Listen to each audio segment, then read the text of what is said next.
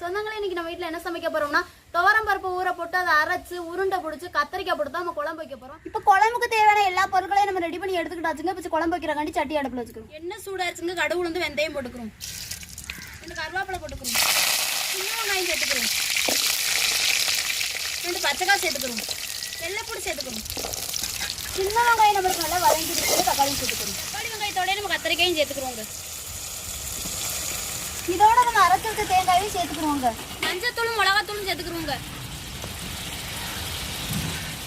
குழம்பு மசாலா சேர்த்துக்கிறோங்க. மசாலையோடய கரைச்ச புளியும் தேவையான உப்பும் சேர்த்துக்கிறோங்க.